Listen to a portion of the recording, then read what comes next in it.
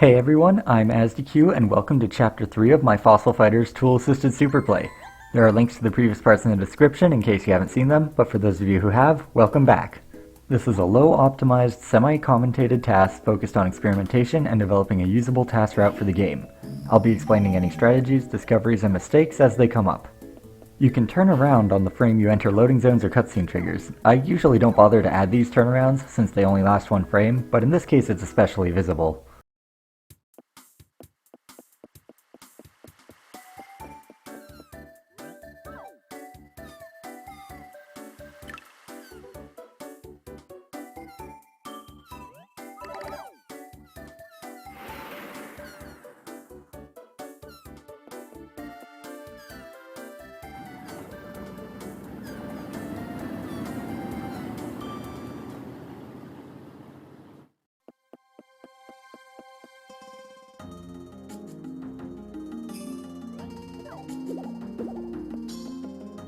Rivet Ravine is home to the first real skip in this TAS. Maybe. You can perform Seminar Skip by TAS double-clipping through this fence to skip a cutscene, but since we'll have to do so multiple times, I don't actually know if it saves time. Speaking of Rivet Ravine, there are too many new Vevasaurs here to list. However, there are three that I want to bring attention to. The first is Lambeo, which is an absurdly strong fire Vevasaur that I chose to skip purely for the sake of experimentation. I'll be losing time in chapters 3 and 4 with the hope of making it back in chapter 5 onward. Lambeo would probably save time overall though, so I'll be sure to note any fights that would be made faster if we had it. The second is Cerrado, an air Vevasaur with cheap skills, decent stats, a 40% crit rate, and no auto counter. Unfortunately, it's still not good enough to be worth replacing Spinax. The last Vevasaur I want to make note of is Stiggy, whose main selling point is just being the best FP fodder Vevasaur to the team that I'm actually planning to use. Unfortunately, I didn't realize this until later, so we won't get Stiggy either. I think I did these tunnels in the wrong order. Doing the right tunnel first should save a few seconds since it's slightly shorter and you get teleported out of the one you do last.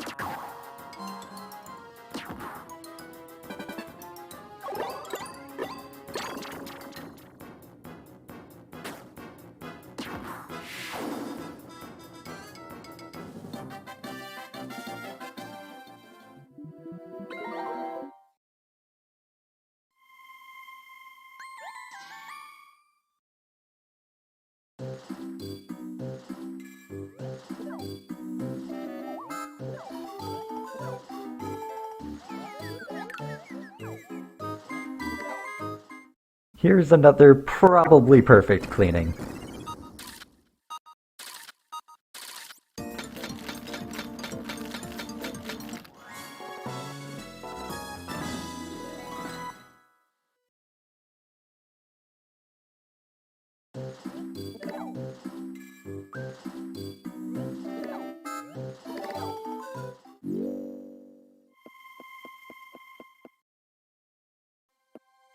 We have to add V-Raptor to the team to progress the story. Conveniently, we want to use the VMM to warp out of the dig site anyway.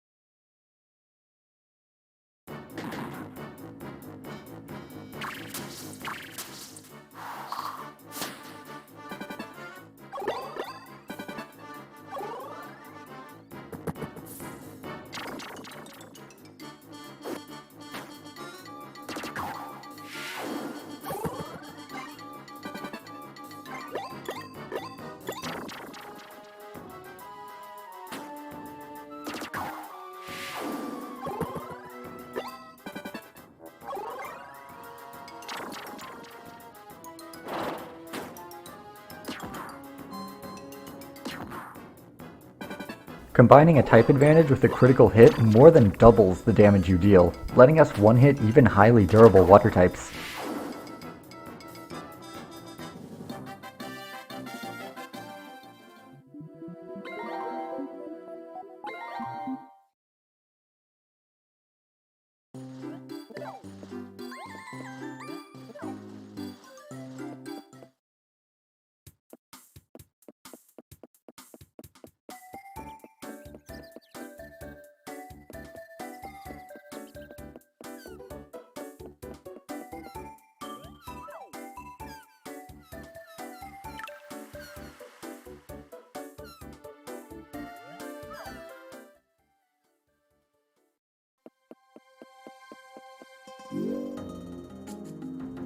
Here's Seminar Skip again. These are actually the exact same inputs as before.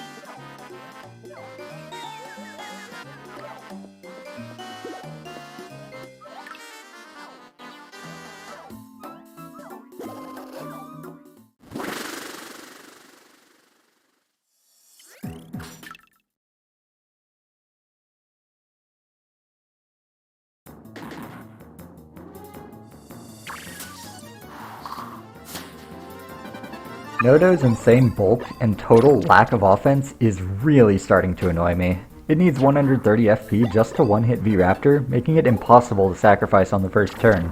At least we save a few frames to Perplex Shot being uncounterable.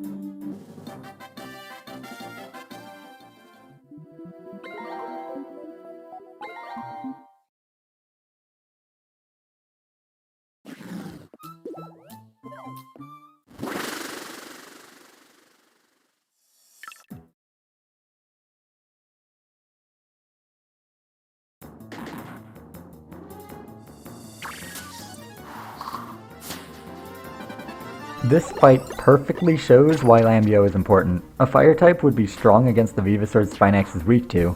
Karchar specifically will cost us several turns each fight until we get one.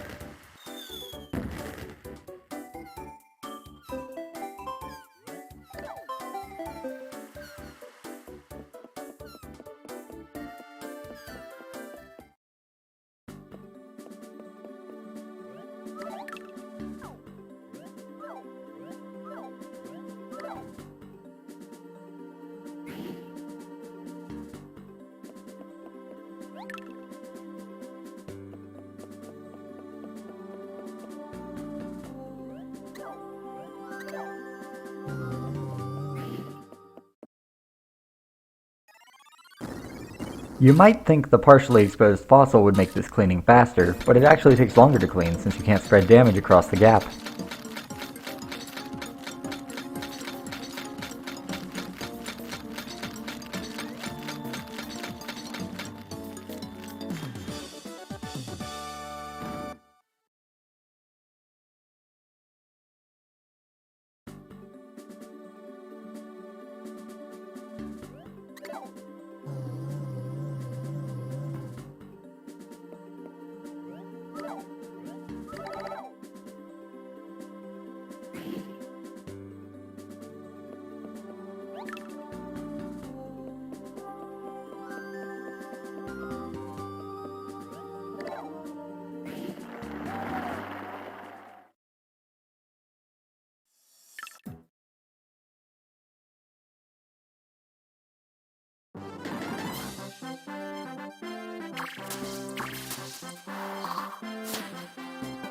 Here's our first preliminary battle, and with it our first time attacking into the support zone. The SZ halves the damage Spinax deals, so it's rare for distant attacks to hit any damage thresholds.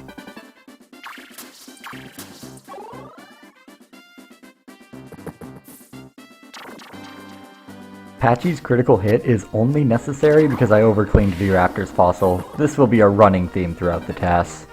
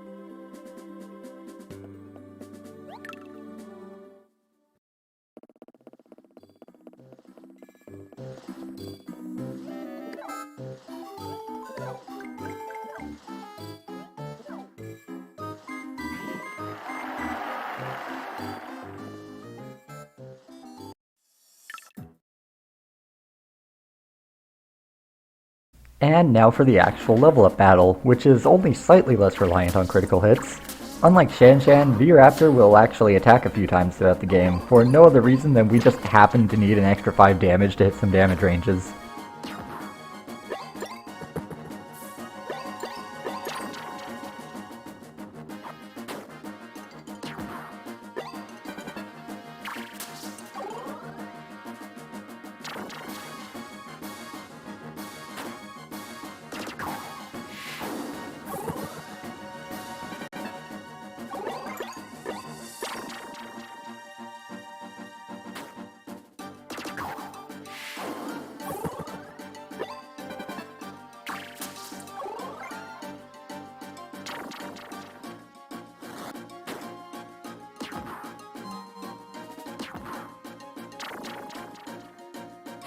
Stiggy's critical hits are actually beneficial.